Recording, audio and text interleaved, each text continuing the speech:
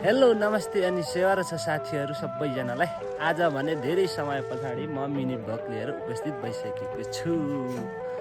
ठुटे mini vlog लिएर म उपस्थित भइसकेको छु र ठुटे भ्लगर आज कहाँ जान्छ त भनेर तपाईँहरूलाई लागिरहेको होला। यत्रो घना जङ्गल छ होइन, यो जङ्गलमा एक्लै एउटा ब्याग र खुकुरी बोकेर चाहिँ म जङ्गलमा जाँदैछु र एउटा मेरो मिसन छ। त्यो मिसन के हो भनेर तपाईँहरूले आज ठुटे भ्लगरले के गर्छ, किन गएको हो भनेर चाहिँ तपाईँहरूले जान्नको लागि यो भिडियो अन्तिमसम्म हेर्नुपर्ने हुन्छ।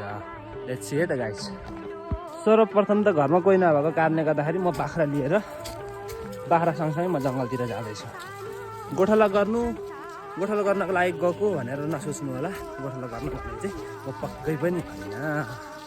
मेरो मिसन बाँकी छ, अहिले म देखाउने छु। तर अहिले भने म बाख्रालाई पनि धपाउँदैछु। अब यो घना जङ्गलमा मान्छे को रहेछ म एकपटक चेक गर्थेँ त म त कराउँछु त।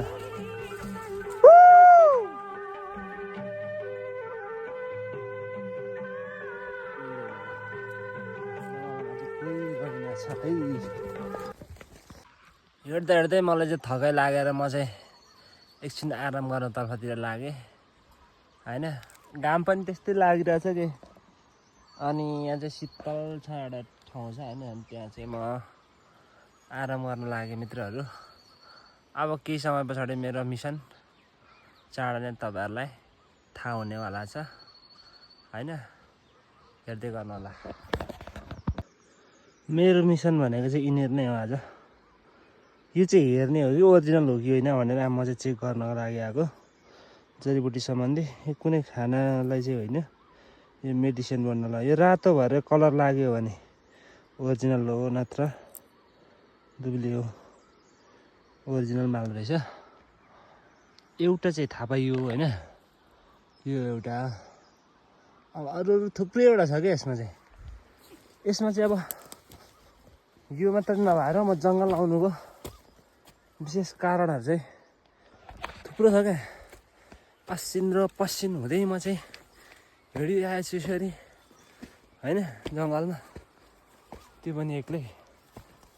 मलाई के आएर चाप पठायो भन्नु म तँलाई खुकुरी सलट्ट निकालेर चाहिँ प्लाट्टै काट्छु नि, काट्ने हो होइन। ओह, घर कता हो कुन ठाउँमा आइपुगिसक्यो। अझै हेर्दै जानु होला, चाहिँ रोचक भिडियो अझै आउनु बाँकी नै छ। हाम्रोतिर चाहिँ प्रायः ठोट्ने पर्याप्त मात्रामा हुने भएकोले गर्दाखेरि म चाहिँ ठोट्ने खाँदैछु है। एकदम धेरै साह्रो पर्यो कि, त्यो भएको कारणले गर्दाखेरि म चाहिँ ठोट्ने खाँदैछु मित्रहरू। हेर्नु त असिन र पसिन भएर म जङ्गलमा हिँड्दैछु। मिहिनेत गर्नुपर्छ क्या, मिहिनेत बिना केही नै हुँदैन। मिहिनेतको फल खानु मिठो हुन्छ क्या। मिहिनेत त सबैभन्दा ठुलो कुरा मान्छेको।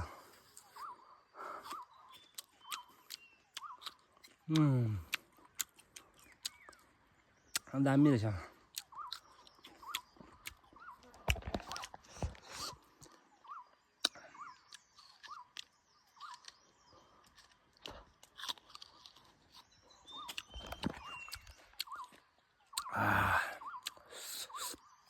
पसिना भयो।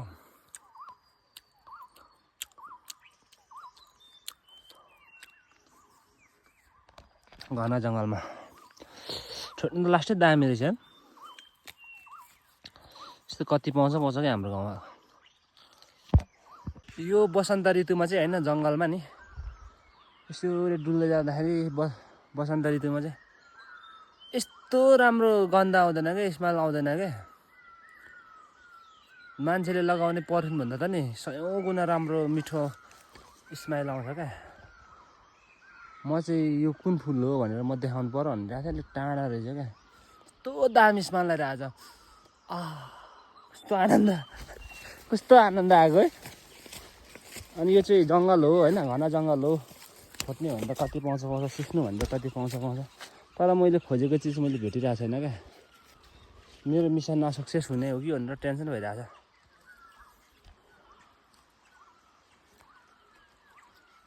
खास गरी म चाहिँ जडीबुटी नै खोज्नको लागि आएको त।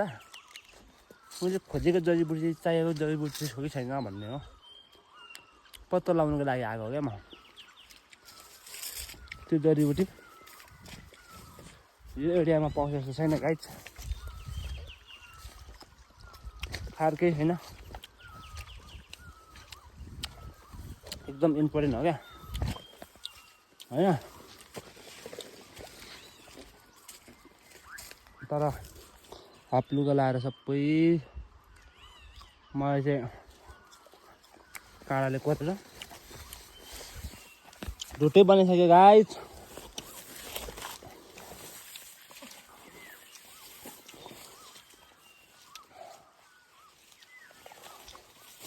आजको छुट्टै ब्लगर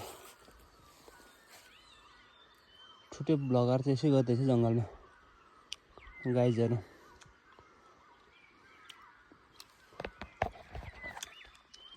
मैले खोजेको जडीबुटी चाहिँ यो डाँडादेखि उतापट्टि छ जस्तो लागिरहेको छ है। मित्रले नेचुरल थेरापी पनि हान्दैछ होइन, नेचुरल थेरापी हान्दैछ साथीहरू मलाई।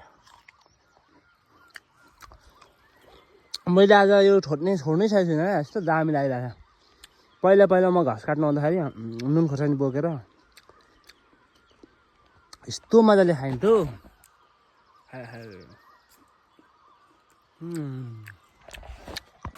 अब यतिको नेचुरल पानी भेटिसकेपछि यस्तो पहाडबाट पलाएको पानी भेटिसकेपछि त नखाने त कुरै भएन होइन। यसरी खाने क्या पानी भनेको चाहिँ।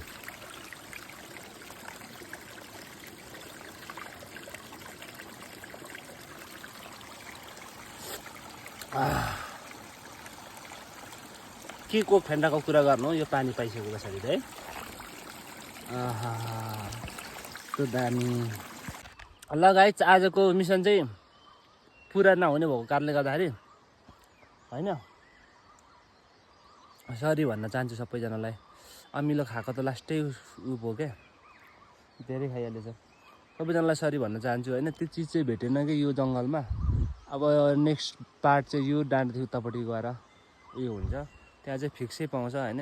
त्यो चाहिँ त्यहाँ चाहिँ फिक्सै पाउँछ, अनि यता पनि पाउँछ कि भन्ने चाहिँ मैले आशा गरेको हो।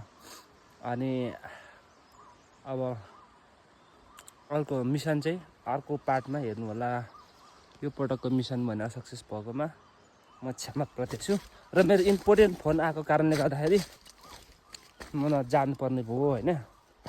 अब हिँड्दै जाँदाखेरि यहाँबाट समथिङ 1 घन्टामा मात्रै पुगिन्छ होइन। ल guys, thank you so much for watching.